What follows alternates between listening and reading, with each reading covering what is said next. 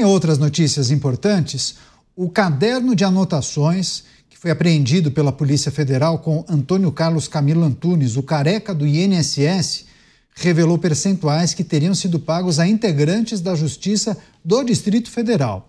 Segundo informações da revista Piauí, essa caderneta também constava percentuais ao ex-presidente do órgão, Alessandro Stefanuto, e ao procurador-geral Virgílio de Oliveira Filho. As anotações foram encontradas pela corporação na sede da Prospect, que é uma empresa de consultoria que pertence ao chamado careca do INSS, que fica localizado em Taguatinga, no Distrito Federal, durante a Operação Sem Desconto, que revelou esse esquema bilionário, de desvios dos benefícios de aposentados e pensionistas. A Polícia Federal trabalha com a hipótese dos percentuais se referirem a despesas judiciais, mas não descarta se tratar de repasse de propina. Chamar o Luiz Felipe Dávila para trazer as suas impressões, novidades no caso que envolve os desvios do INSS. Polícia Federal agora apura se aquelas anotações na tal caderneta são anotações que indicam propina a integrantes da Justiça do Distrito Federal. Dávila. Bom, Caniato, como nós sempre falamos aqui, esse escândalo certamente tem muita gente graúda envolvida nele. Porque é seguinte, este tal do careca do INSS, Antônio Carlos Camilo Antunes, controlava uma rede de 19 empresas laranjas nesse esquema. Ele é responsável por ter recebido mais de 53 milhões de reais desses desvios, desses descontos indevidos. E o problema, Caniato, quando você tem um esquema tão grande desse acontecendo por tanto tempo, ele vira uma espécie, essa propina, de mesada das pessoas. Todo mundo recebe, opa, liga aí pro careca aí, por que não pingou esse mês o dinheiro na minha conta aqui? Fica todo mundo ali vivendo aquela mesadinha passa a ser uma conta importante das pessoas. Então, é preciso muita cautela, não olhar para esses vazamentos de informação, esperar a apuração mesmo, inquérito da Polícia Federal, a formalização das acusações, porque eu acho que tem muita gente, e não é só gente do judiciário não, gente do legislativo, gente do executivo, deve ter muita gente graúda envolvida aí. Esse é o tipo do esquema que recebe uma mesadinha mensal, e isso acaba entrando no conta corrente do dia a dia. Por isso é preciso esperar, porque tem muito mais lambari nessa lagoa aí, viu, Caniato? Pois é, mas, Beraldo, um esquema que durou tanto tempo, anos e mais anos, e movimentou tanto dinheiro, a gente fala de cifras na casa dos bilhões, não é possível que isso ficasse restrito entre 6 pessoas, 6 pessoas ligadas às associações e mais meia dúzia de servidores do INSS. Isso passou na mão de muita gente, Caniato, em Brasília, tem umas pessoas que têm uns radares para detectar dinheiro público dando sopa, que é de uma precisão impressionante. Então, quando esses esquemas são elaborados, primeiro, eles só são viabilizados quando você envolve pessoas graúdas, que têm poder de decidir, de aprovar, de fazer projeto de lei, de viabilizar uma mudança, de indicar o responsável pela área tal, porque senão aquela pessoa pode embarrear ou ajudar o esquema. Então, é preciso socializar o roubo, é preciso socializar os efeitos, os benefícios que essas pessoas auferem com a corrupção. E isso acontece em várias esferas. E até hoje continua acontecendo.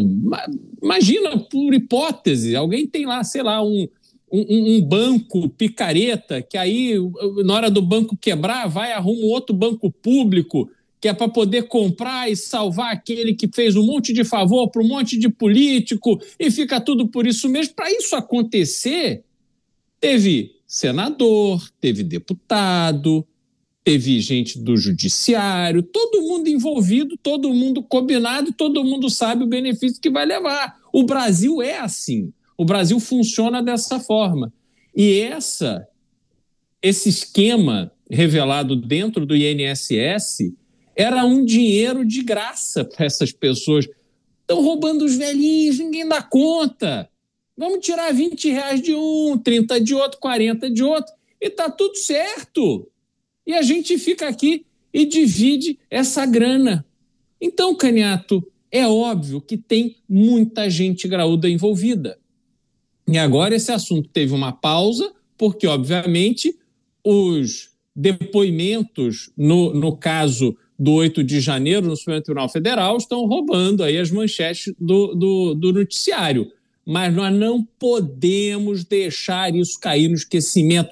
Este absurdo precisa ser totalmente investigado e os peixes graúdos precisam ser identificados. E é papel da imprensa fazer esse monitoramento. Inclusive, dia desse eu estava olhando o nosso chat, algumas pessoas provavelmente aposentados, né, cobrando, olha, vocês não podem esquecer de tratar desse tema. Não esqueceremos, a gente continua fazendo esse monitoramento e trazendo as informações pertinentes. Agora, Gani, esse aspecto que o Beraldo traz é importante, né, porque teve decisão tomada pelo Congresso para abrandar a fiscalização dos tais descontos associativos, né? Para espaçar aquela validação que os aposentados e pensionistas precisavam fazer. Agora, quem votou favoravelmente à medida ganhava propina? Não é isso que a gente está querendo dizer.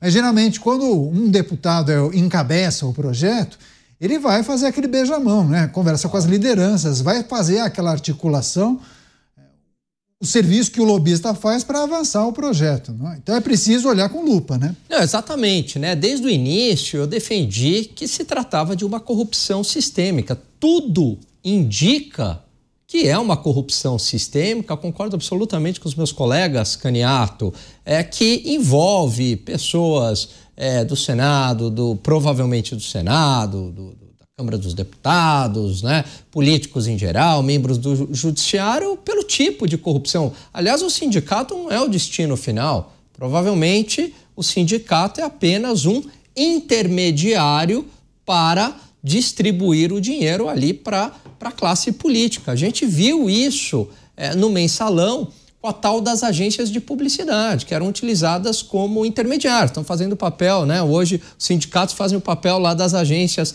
lá atrás. No Petrolão era a tal das gráficas, juntamente com as empreiteiras na distribuição deste dinheiro. Então, é muito semelhante esse modo, né, que vai operando. E aí, quando tem algumas coincidências muito estranhas, porque em 2019... se eu não me engano, 2019 ou 2020, é editada uma medida provisória justamente para dificultar aquela renovação do desconto automático dos aposentados. Porque você tinha aquele desconto automático, opa, peraí, para o aposentado, né? Falar, opa, deixa eu fazer o recadastramento aqui. E aí o que aconteceu? Grupos organizados no Congresso Nacional vão lá e derrubam, né? E deixam para depois. Aí vem para 2021. Volta esse tema em 2021. Aí em 2021, novamente, botam um jabuti ali numa medida provisória e pedalam a decisão para 2022. Ué, por que então tanta demora, né? Qual o interesse de dificultar esse fim do recadastramento automático? Qual que é o interesse disso? E os aposentados lá. E os aposentados pagando. Reclamando no 0800. Pois e pagando, né? Tudo para facilitar esse recadastramento automático, para continuar pingando o dinheiro dos aposentados para os corruptos. E aí depois, 2022, enterram de vez. Então, a Polícia Federal, né, munida de muito mais informações do que a gente aqui, evidentemente que sabe disso e, obviamente, que vai fazer ali uma relação e vai atrás desses grupos ali de parlamentares para ver se há uma ligação, uma espécie de conluio, porque me parece muito estranho esse movimento no Congresso Nacional de dificultar a vida dos aposentados. Nomes de pessoas muito conhecidas devem aparecer nas próximas semanas. Essa é a projeção das pessoas que acompanham o caso. Rápida parada, daqui a pouco a gente volta, mais notícia, mais comentário, mais análise e a gente conta com você, hein? Em 1 minuto e 20 estaremos de volta. Até já.